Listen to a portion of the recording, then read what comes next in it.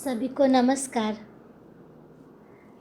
सनातन संस्था और हिंदू जनजागृति समिति द्वारा आयोजित इस भाव सत्संग में आप सभी का मैं श्रीमती क्षिप्रा जुएकर पुनः हार्दिक स्वागत करती हूँ। सर्वप्रथम हम जगत गुरु भगवान श्री कृष्ण जी, स्थान देवता, वास्तु देवता, इनके चरणों में प्रार्थना करेंगे कि आज का ये सत्संग निर्विघ्न रूप से संपन्न हो।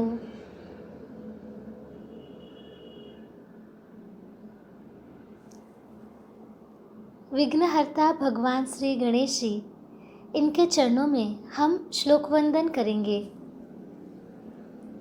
वक्रतुंड महाकाय सूर्यकोटि समप्रभ निर्विघ्नं कुरु मे देव सर्वकार्येषु सर्वदा।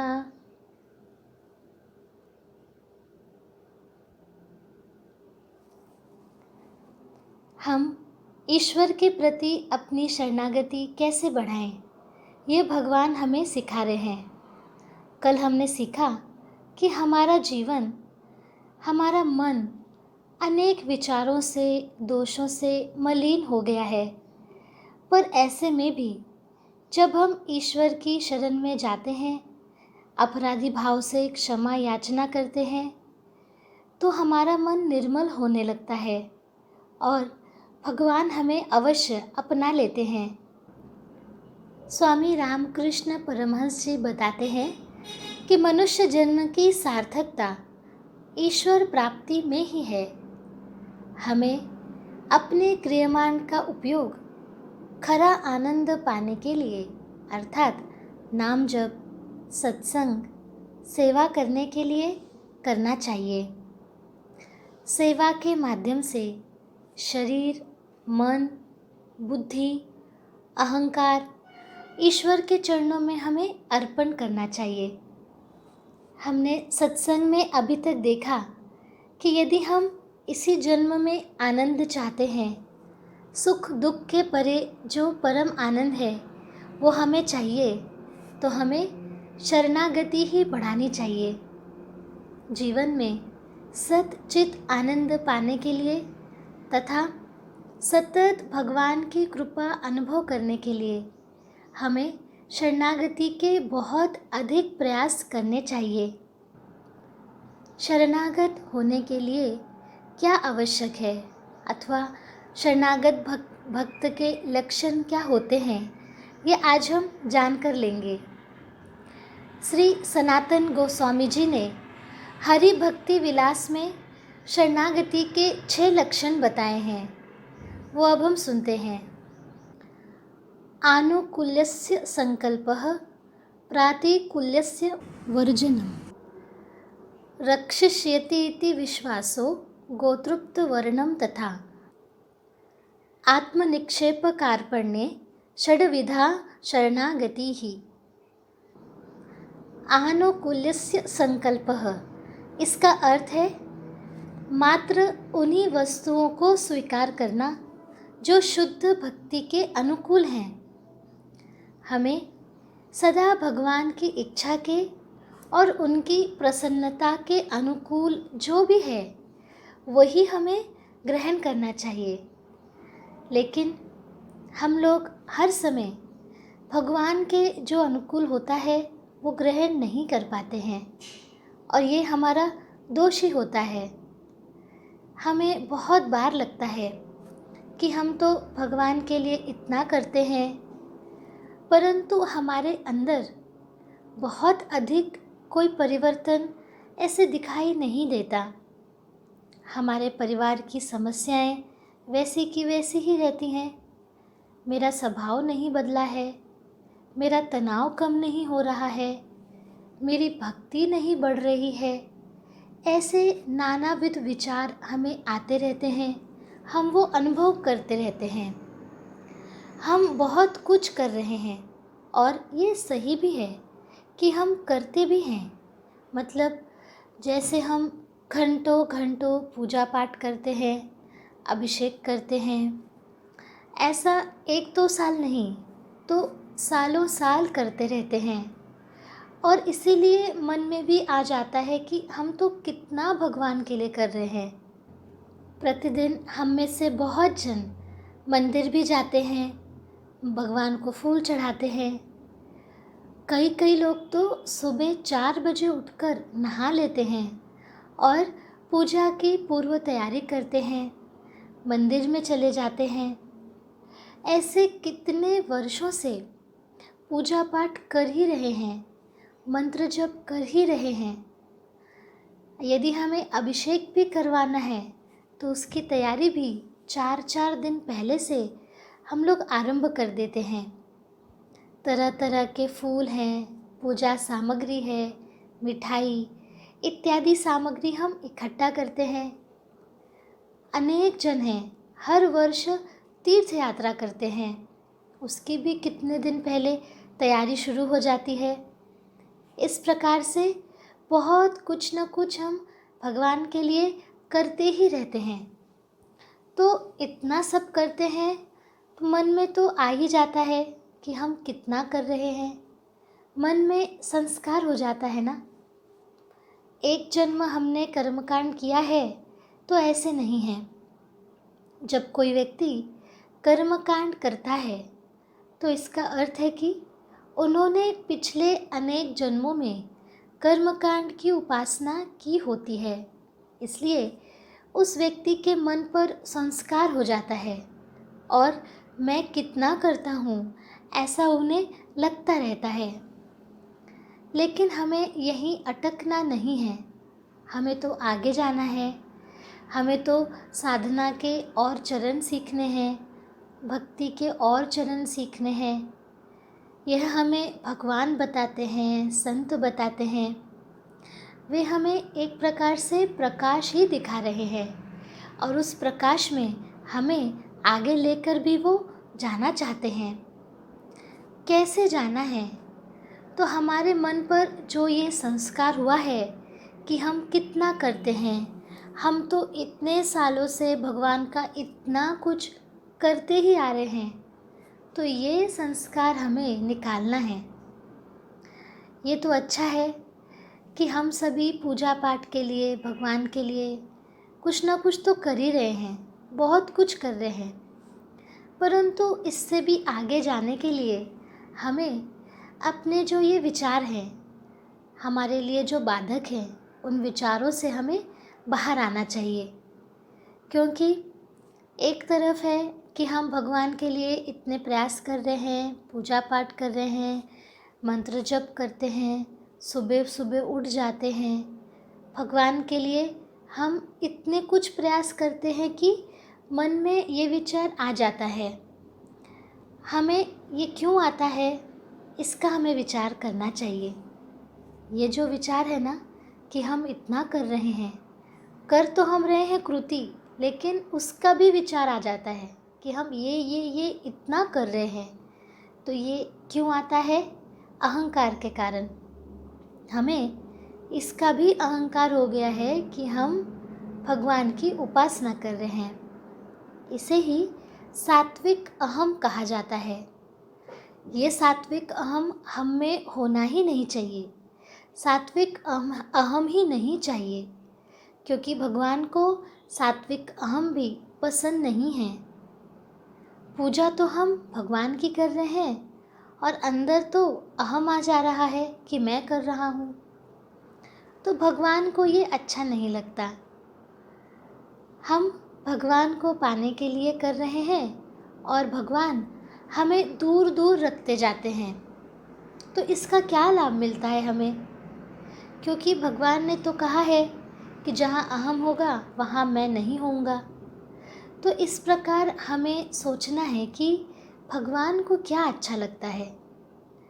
भगवान को यदि हम फूल न भी चढ़ाएं, लेकिन हम मन से उनकी आराधना करें, मन से उनकी भक्ति करें, तो ये उन्हें अच्छा लगता है। यदि हम फूल चढ़ाते समय भगवान को कितना भाव रख रहे हैं, ये विचार करें, तो ये भगवान को अच्छा लगता है कि हर कृति हम कितने भाव से कर रहे हैं, इसका हमें चिंतन करना है। अब हमने देखा कि कोई कोई व्यक्ति सुबह 4 बजे उठ जाते हैं, एकदम भोर में नहा लेते हैं और पूजा पाठ शुरू कर देते हैं। तो यहाँ थोड़ा हमें आत्मचिंतन करना है। हमें देखना है कि मन में भाव कितना है और दिखावापन कितना है। तो दिखावेपन से ही हमने पूजा शुरू की है तो ऐसा नहीं है।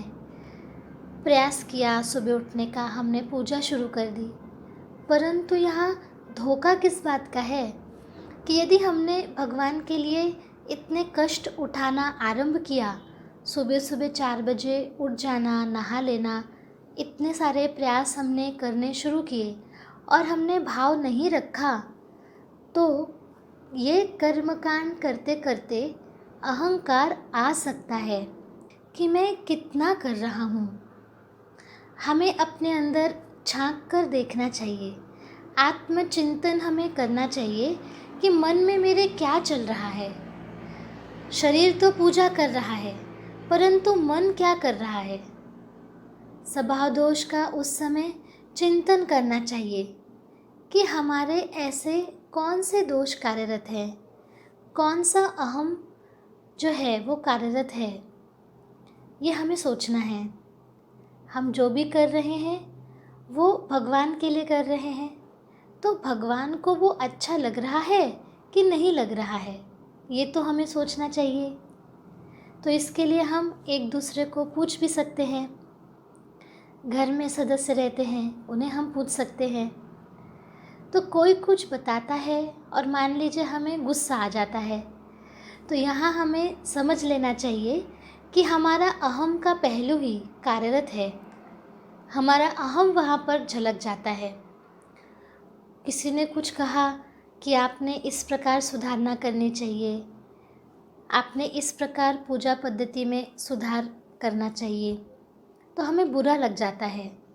तो वहाँ पर हमें समझना चाहिए कि ये भी हमारा अहम है, और जहाँ अहम है वहाँ भगवान तो नहीं है, तो भगवान से हम दूर जा रहे हैं, ये हमें समझ लेना चाहिए। केवल फूल चढ़ा देने से भगवान प्रसन्न हो जाते हैं तो ऐसा नहीं है। यहाँ मन की बारीकियों पर हमें ध्यान देना है। हम कृति के स्तर पर क्या कर रहे हैं वो तो हमें देखना ही है, साथ ही साथ वो करते करते मन हमारा क्या कर रहा है वो भी देखना है। हम पिछले सत्संगों से सीख रहे हैं कि हमें भगवान के प्रति शरणागत होना है, हमें शरणागति रखनी है। तो शरणागति का अर्थ भी हमने देखा कि भगवान के शरणागत होना अर्थात भगवान की इच्छा में ही रहने का हमारी तैयारी होना, भगवान जैसा करें उसमें ही आनंद मानना, भगवान की शरण जाना। परंतु हमें देखना है कि हम घर में अपने आसपास जो मनुष्य हैं, जो व्यक्ति हैं, जो रिश्तेदार हैं, तो उनका हम सुनते हैं क्या।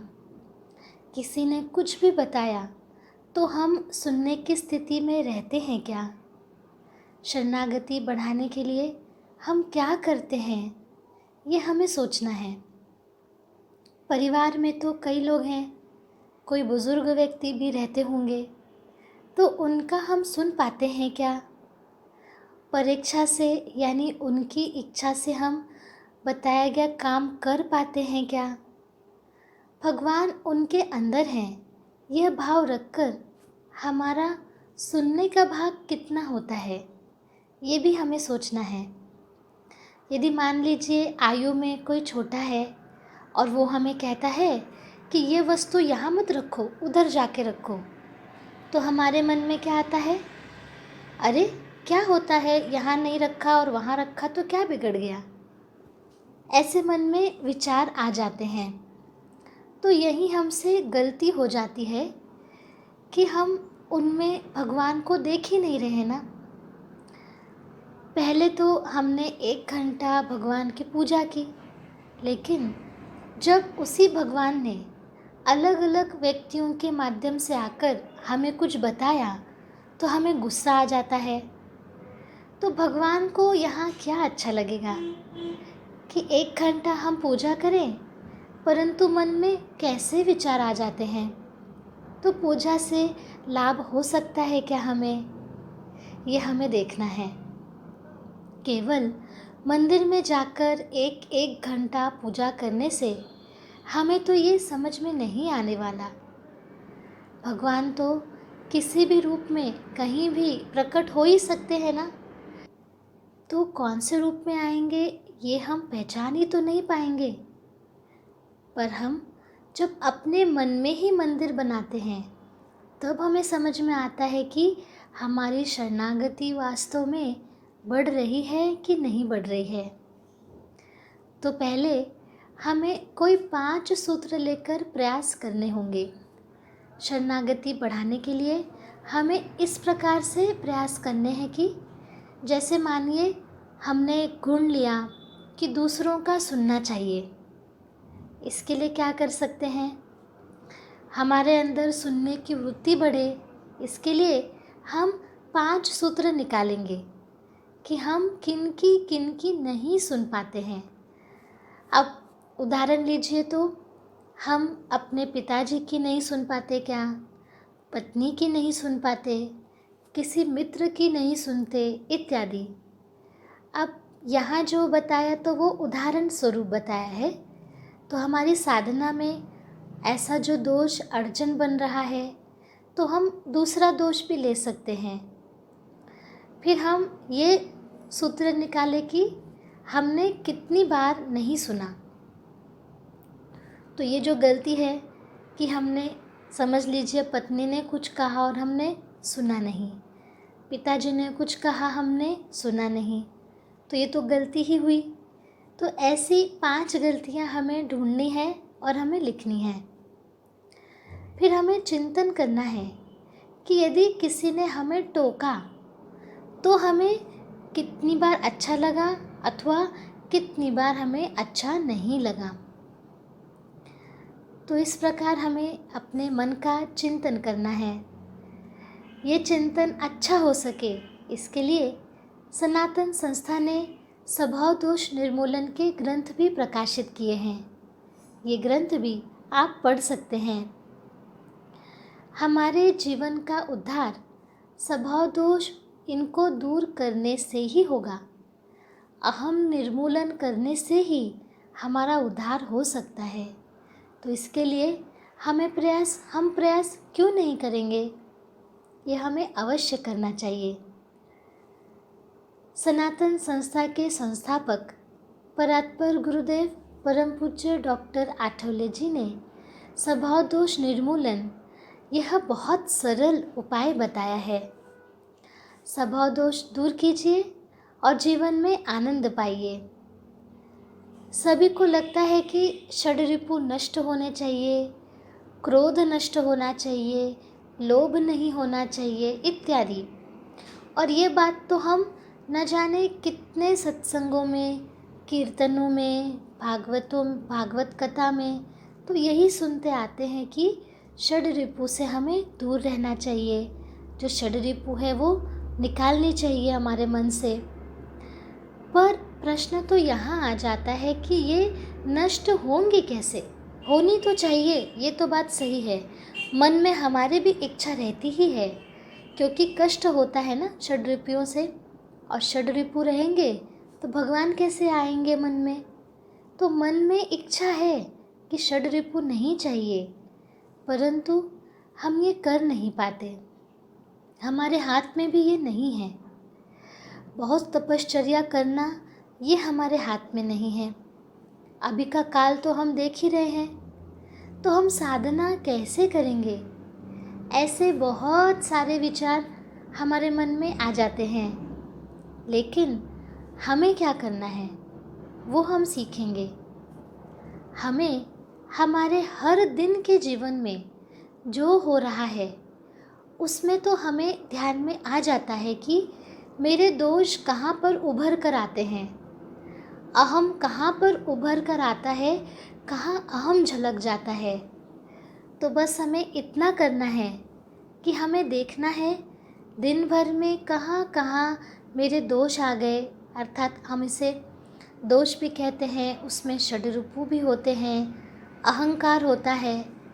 तो ये जो ईश्वर के भाव के सबसे बड़े शत्रु हैं, उन्हें हमें ढूंढना है, उन्हें हमें कम करना है।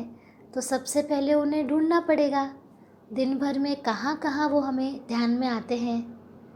तो उसके लिए ही परात्पर गुरु परम पूज्य डॉक्टर आठवले जी ने हमें कहा है कि इसके लिए स्वभाव दोष निर्मूलन प्रक्रिया हमें करनी चाहिए। इसके साथ ही जैसे हमने नाम जप के बारे में सुना कि नाम जप कैसे करें, कौन सा करें, इसके बारे में बताया है। तो नाम जप मन लगाकर हमें करना है। इतना ही भी हमने अच्छे से किया तो हर दिन हम कुछ ना कुछ तो साधना करते रहेंगे। तो अपने आप हमें अपने में शरणागति का कुछ तो अंशात्मक बदलाव समझ में आने लगेगा, कुछ तो हमें आनंद का अनुभव होगा। तो हम जो ये कथाएं प्रतिदिन सत्संग में सुन रहे हैं, उन कथाओं का जीवन में कुछ तो लाभ हो पाएगा। नहीं तो केवल सुना, तो सुनकर हम क्या करेंगे? सुनते हैं और भूल जाते हैं, हमसे छूट जाता है सूत्र। अध्यात्म तो कृति का ही शास्त्र है, एकदम प्रैक्टिकल है। जो सीखा है वो कृति में लाना है, ये होता है अध्यात्म। सुनकर छोड़ देने से तो हम सीख नहीं पाएंगे।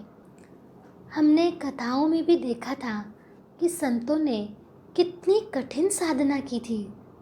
संत जनाबाई हों या संत तुकाराम जी हों या अन्य कोई भी संत, तो यह सब सुनने के लिए तो बहुत अच्छा लगता है, लेकिन हमारे जीवन में लाने के लिए हमें कुछ न कुछ तो करना चाहिए।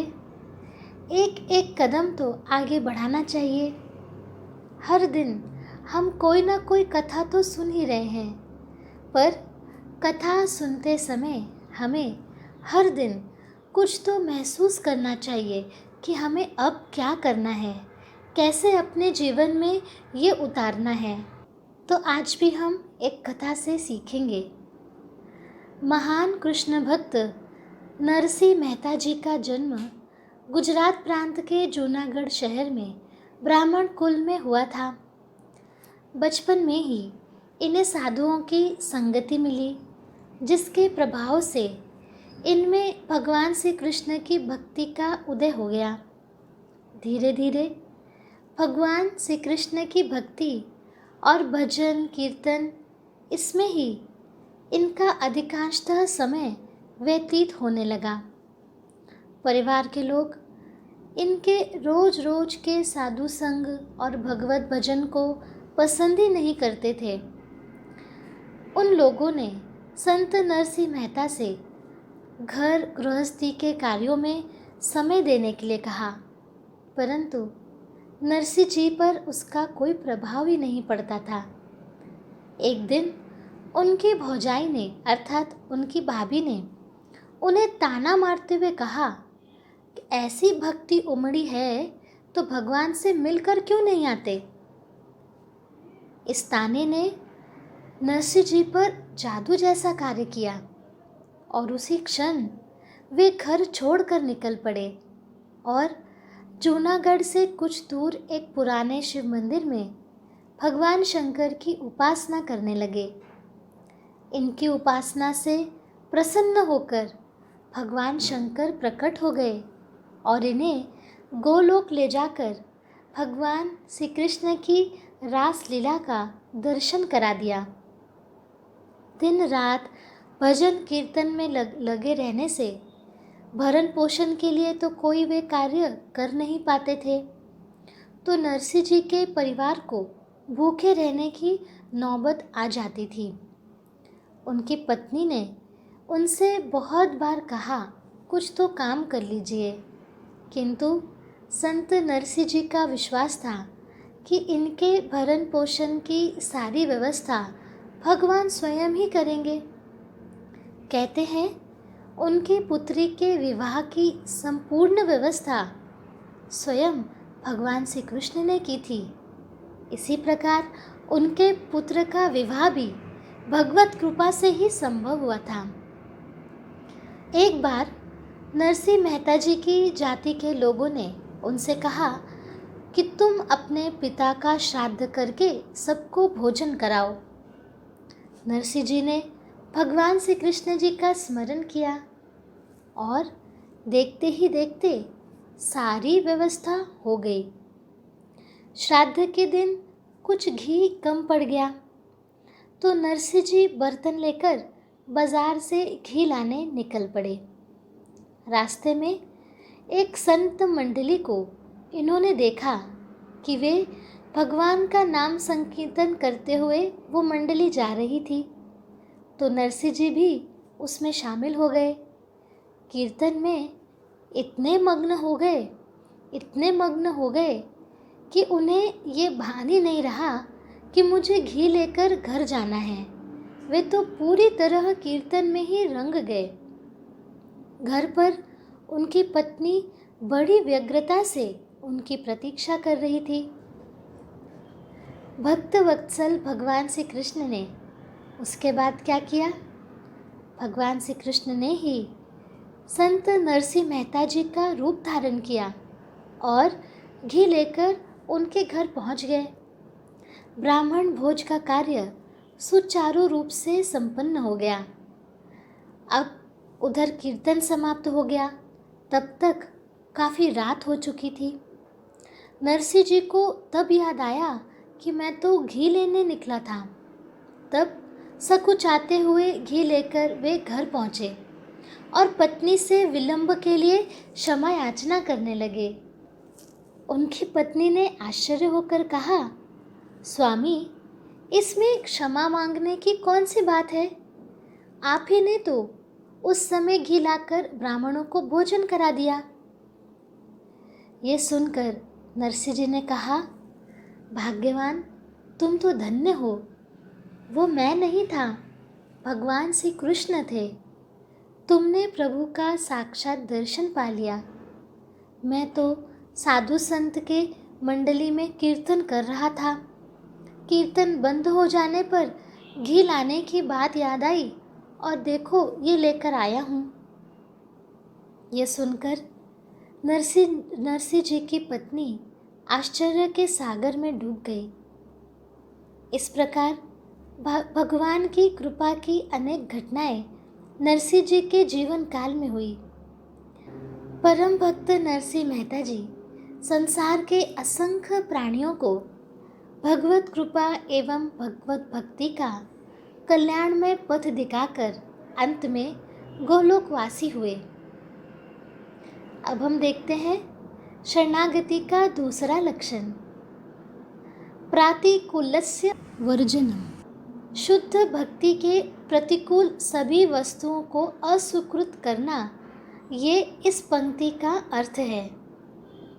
जो भक्ति के लिए प्रतिकूल है उसे छोड़ देना चाहिए। पर होता क्या है, भगवान के प्रतिकूल जो है वो हम छोड़ते ही नहीं। जैसे हमारे बहुत से स्वभाव दोष हैं, पर हम उन्हें छोड़ने के लिए बहुत कम पड़ते हैं, हमारे प्रयास कम पड़ते हैं। अब दोष जैसे कि अपेक्षा करना, पूर्वाग्रह रखना, झूठ बोल देना, दूसरों का विचार न करना, अन्यों की निंदा करना, और अहंकार कैसा रहता है, अपने मत पर ही अड़े रहना, अर्थात अपने विचारों पर ही अड़े रहना, स्वयं को श्रेष्ठ समझना, दूसरों की सुनना नहीं, गलती स्वीकार न करना, ऐसे अनेक दोष और अहम जो वास्तव में हमें त्याग देने चाहिए, पर हम हैं कि उसे हम छोड़ नहीं पाते। पर ईश्वर प्राप्ति के लिए इन्हें दूर करने का प्रयास किया तो ही हम में शरणागति बढ़ सकती है। अब हमारे दोष, स्वभाव दोष कैसे कार्य करते हैं? जैसे कुटुंब में हम रहते हैं, एक परिवार में हम हैं, किसी ने हमारे मन के अनुसार नहीं किया तो एक दूसरे की निंदा हम करने लग जाते हैं। यदि मेरी इच्छा के विरुद्ध कुछ हो गया तो मुझे क्रोध आने लगता है। मुझे लगता है कि मैं ही सही हूँ, मुझे ज़्यादा समझ में आता है। स्वयं को श्रेष्ठ समझना हो जाता है। कभी कभी तो स्वार्थ के लिए हम झूठ बोल जाते हैं। मन को जैसा अच्छा लगता है वैसा ही हम करते रहते हैं। भगवान हमें अच्छे लगते हैं, परंतु उन्हें पाने के लिए हम स्वभाव दोष छोड़ नहीं पाते। हमें मालूम है स्वभाव दोष भगवान को अच्छे नहीं लगते, तो भी हमसे स्वभाव दोष छूटते नहीं। भगवान को अच्छा नहीं लगता यह भी पता है, फिर भी छोड़ नहीं पाते। क्यों? क्योंकि मन पर संस्कार ही वैसा हो गया है। दोषों का संस्कार हो गया है ना, अहम का संस्कार हुआ है। कितनी देर पूजा पाठ करते हैं हम भगवान को पाने के लिए, लेकिन हमने कितनी देर तक किसी की निंदा की है, तो फिर पूजा पाठ का क्या काम होगा, क्या लाभ मिलेगा हमें? हमें लगता है कि हम प्रतिदिन मंदिर जा रहे हैं ना, तो भगवान है हमारे साथ। हम संतों की कथा सुनते हैं ना, तब भी हमें लगता है कि भगवान है हमारे साथ। लेकिन हमारा व्यवहार जैसा है तो भगवान को ये मान्य नहीं होता। भगवान को क्या पसंद नहीं है इसका हमें चिंतन करना चाहिए। और जैसे हमें पहले बताया है कि हमें कम से कम 5 ही सूत्र निकालने हैं और उस पर प्रयास करना है, क्योंकि बार बार बताया जाता है अध्यात्म कृति का शास्त्र है। हम ये तो कृति करें कि 5 सूत्र निकालकर दोष अहम दूर करने के प्रयास करें। शरणागति का तीसरा लक्षण बताया है रक्षिष्यतीति विश्वासो। हमेशा ये दृढ़ विश्वास रखना कि ईश्वर सभी परिस्थितियों में मेरी रक्षा करेंगे। ये इस वाक्य का अर्थ है।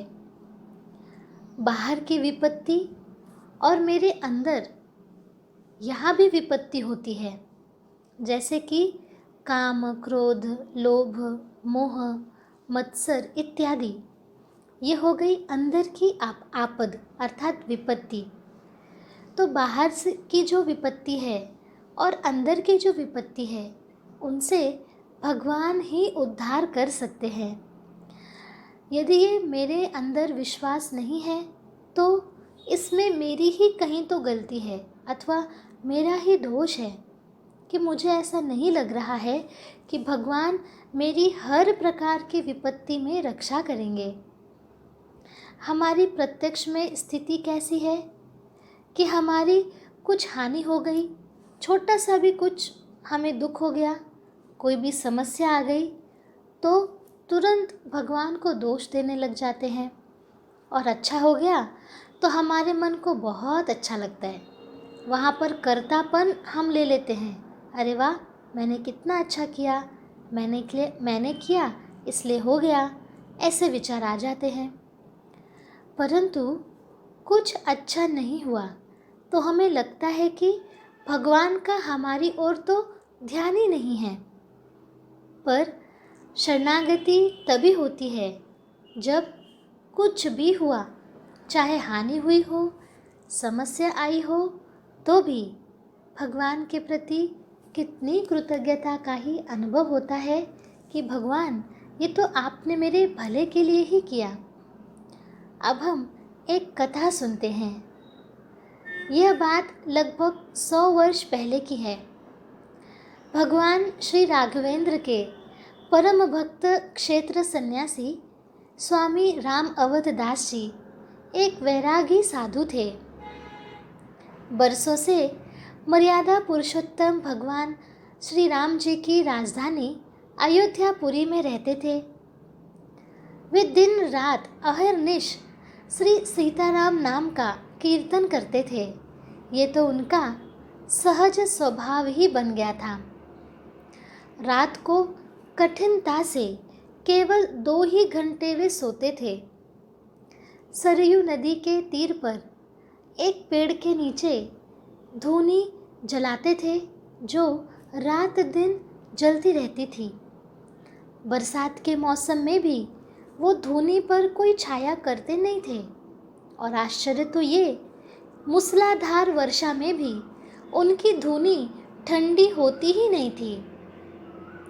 जब देखो तभी स्वामी जी के मुखारविंद से बड़े ही मधुर स्वर में श्री सीताराम नाम की ध्वनि सुनाई देती थी।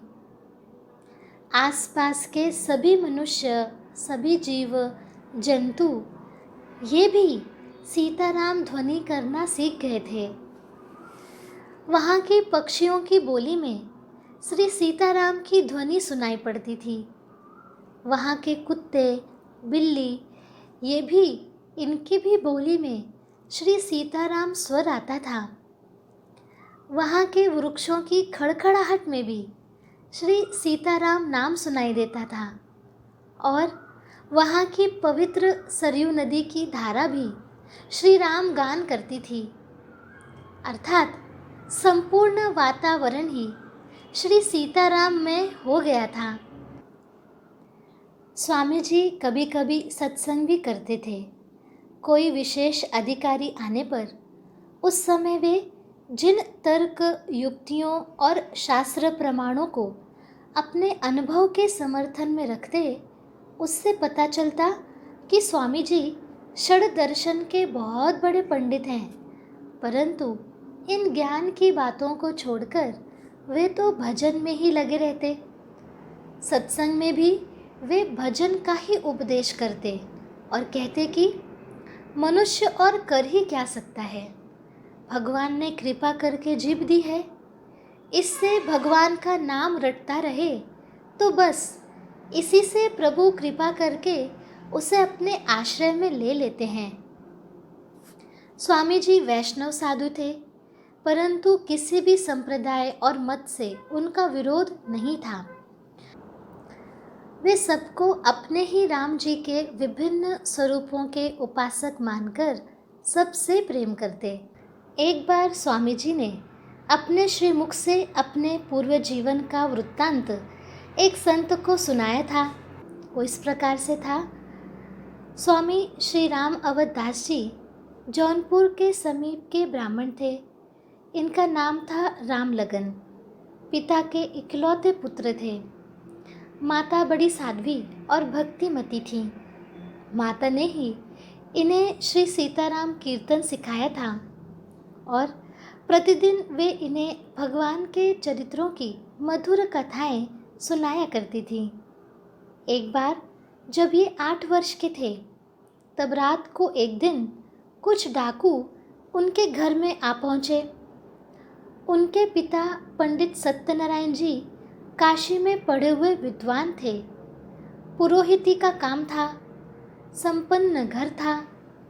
जिस दिन डाकू आए उस दिन इनके पिता घर पर नहीं थे, किसी यजमान के घर विवाह के कार्य में गए थे। घर पर उनकी माँ और स्वामी जी दोनों ही थे। दोनों माता पुत्र घर के अंदर आंगन में सो रहे थे। गर्मी के दिन थे, इसलिए सारे किवाड़ खुले थे। एक और गौ माताएं खुली खड़ी थीं। जिस समय डाकू आए उस समय स्वामी जी की माता उनको हनुमान जी के द्वारा लंका दहन की कथा सुना रही थी। इसी समय लगभग 15-16 डाकू शस्त्रों के साथ घर में घुस गए। उन्हें देखकर उनकी माँ बहुत डर गई। स्वामी जी ने माँ से कहा, माँ तू डर क्यों गई? देख, अभी तो हनुमान जी लंका जला रहे हैं, उनको पुकारते क्यों नहीं? वे तेरे पुकारते ही हमारी मदद को आ जाएंगे। उन्होंने बिल्कुल निडर होकर ये बात कही, परंतु माँ तो भय से कांप रही थी। उसे इस बात का विश्वास नहीं था कि सचमुच पुकारने से श्री हनुमान जी मदद को आ जाएंगे। जब माँ कुछ नहीं बोल रही हैं, यह स्वामी जी ने देखा, तब उन्होंने, छोटे से 8 वर्ष के बालक ने स्वयं ही पुकार कर कहा, हनुमान जी, ओ हनुमान जी, हमारे घर में ये कौन लोग लाठी ले लेकर आ गए हैं? मेरी माँ डर रही है। आओ ज़रा, जल्दी आओ, लंका बाद में जला लेना। डाकू घर में घुसे ही थे कि उसी क्षण सचमुच एक विशाल वानर कूदता फांदता आ रहा है। डाकू उसकी ओर लाठी तान रहे हैं ऐसे दिखाई देने लगा। उस वानर ने आकर 2-3 डाकुओं को तो ऐसी करारी चपत लगाई कि वे तो गिर पड़े। डाकुओं का सरदार आगे आया तो वानर ने उसे गिराकर उसकी दाढ़ी पकड़ ली और इतनी जोर से खींची कि वो डाकू तो चीख मारकर बेहोश ही हो गया। डाकुओं की लाठियां गिर पड़ी। वानर को एक भी लाठी नहीं लग पाई। मारपीट की शोरगुल से आस पड़ोस के सब लोग आने लगे और लोगों से हम पिट जाएंगे इस भय से कुछ डाकू भाग गए। सरदार बेहोश था। उसे 3-4 डाकुओं ने कंधे पर उठाया और आगे भाग गए। बालक रामलगन जी और उसकी माँ बड़े आश्चर्य से इस दृश्य को बस देख ही रहे थे। डाकुओं के भागने पर वो वानर भी लापता हो गया। बालक हंसकर कह रहा था, देखा माँ, हनुमान जी मेरी आवाज़ सुनते ही आ गए और बदमाशों को कैसे मार भगाया। माँ के भी आश्चर्य और हर्ष का पारावार न था। गांव वालों में ये घटना आग की तरह फैल गई। सबके सब आश्चर्य में डूब गए।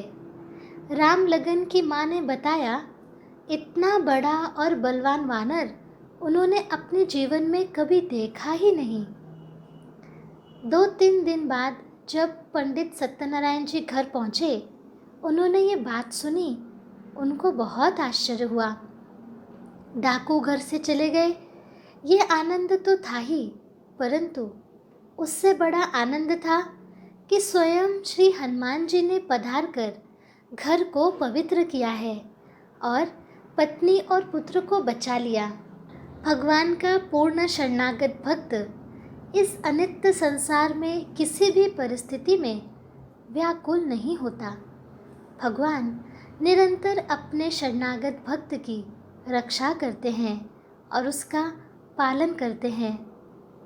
हमें अपने कर्मानुसार अनुकूल और प्रतिकूल परिस्थितियां प्राप्त होती हैं और इसलिए हमें किसी को भी दोष नहीं देना चाहिए, क्योंकि ये हमारे ही कर्म होते हैं। जिस क्षण हम निष्कपट भाव से श्री कृष्ण के चरणों में पूर्ण शरणागत हो जाएंगे, उसी समय हमारे सारे कष्ट दुख समाप्त हो जाएंगे।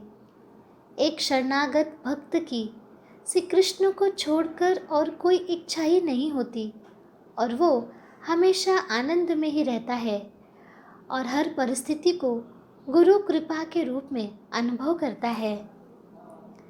आज के सत्संग में हमने शरणागति के ये जो 3 लक्षण देखे, उसके अनुसार हम कृति करेंगे।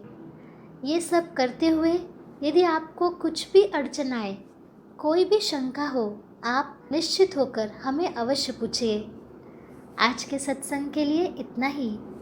हम भगवान श्री कृष्ण, वास्तु देवता, स्थान देवता, इनके चरणों में कृतज्ञता व्यक्त करेंगे कि आपकी ही कृपा से आज का सत्संग हम सुन पाए। आपने हमें शरणागति के अनमोल सूत्र बताए और उस पर कृति करने का मार्ग भी दिखाया। हम आपके चरणों में कृतज्ञ हैं। मिलते हैं कल के सत्संग में। सभी को नमस्कार।